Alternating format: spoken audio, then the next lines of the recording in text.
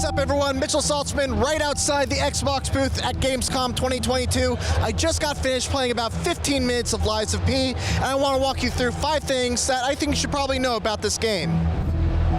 So the first thing that I think you should know is, it looks like Bloodborne, it's got the vibe of Bloodborne, but it doesn't really super play like Bloodborne. And don't get me wrong, it is still Souls-like, but when I think of Bloodborne, it's this hyper-aggressive style where, you have to run through, you have to, quickly attack enemies to get your health back.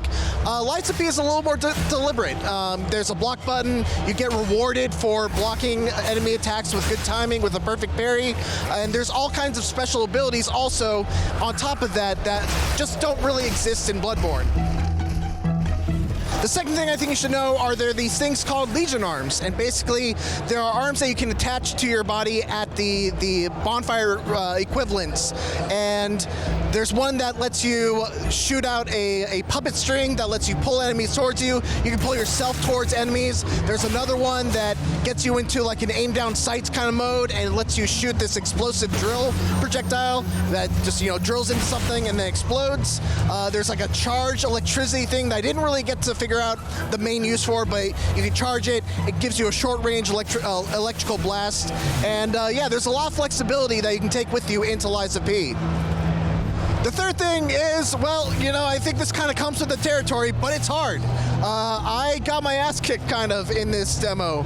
I ended up getting to one of the bosses, didn't really make much progress, but like right at the very beginning, there's like this giant enemy that I just was doing no damage to. All the while, enemies from the rooftops would throw fire bombs at me. Other enemies would crawl up from other areas and throw oil at me that made me more vulnerable to fire bombs. And it was a rough time, man. I had to run away from my life a couple times.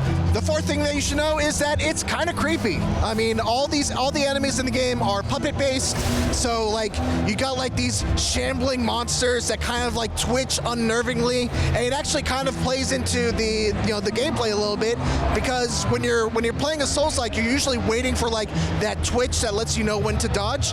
They're twitching all the time. They're just like, and it's amazing to really to kind of deal with. There was a part where I fell into like this hole, and like 3 mannequins started lurching towards me, and they were really hard to deal with.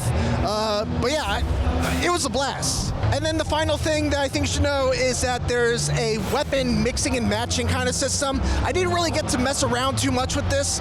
Basically, every weapon has a head and a handle, and you can kind of mix and match them, and there's a special power associated with each part. So you have a special power associated with the handle, and you have a special power associated with the head. And I imagine that if you get different handles, you can mix and match them and use those special abilities using different weapons.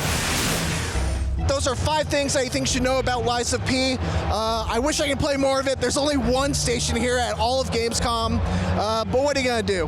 For more Gamescom 2022, you're already in the right place. IGN.